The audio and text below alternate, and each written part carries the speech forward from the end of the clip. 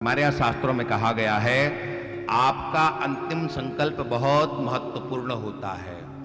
अंतिम में जैसा आप संकल्प करते हो वैसा ही आपका अगला जीवन हो जाता है।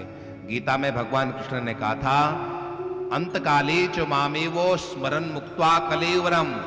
अंतकाल में तुम मेरा चिंतन करते हुए शरीर छोड़ोगे तो तुम मुझे प्राप्त होगे, और यदि मुझे मेरा चिंतन नहीं करोगे, जिसका भी तुम चिंतन करोगे उसका वही अगला जन्म तुम्हें मिलेगा।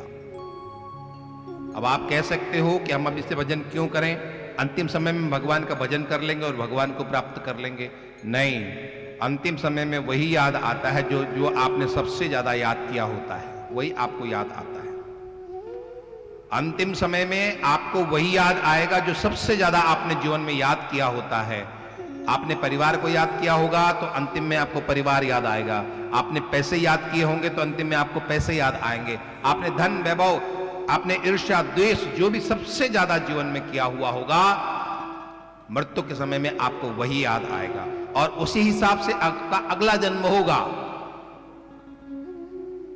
यहां देवी सती ने कहा, भगवान अगले जन्म में आपकी पत्नी बनूं, मैं ये चाहती हूं। और सती ने शरीर छोड़ दिया।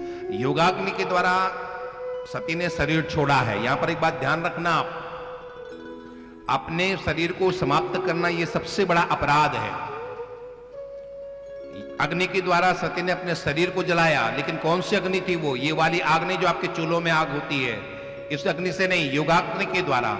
योगिनी थी वो। योगिनी मतलब पूर्ण ज्ञान को प्राप्त हुई, वो शरीर छोड़ सकते हैं, उनको कोई अपराध नहीं लगता है।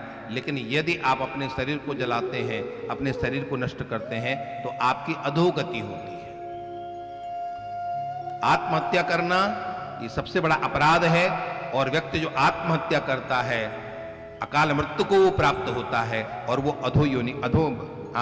नीचे की गति की ओर जाता है, नीचे की योनि की ओर जाता है। लेकिन परम्बा भगवती सती, उन्होंने इस साधारण अग्नि में अपने शरीर को नहीं जलाया था, उन्होंने योगाग्नि के द्वारा अपने शरीर को जलाया।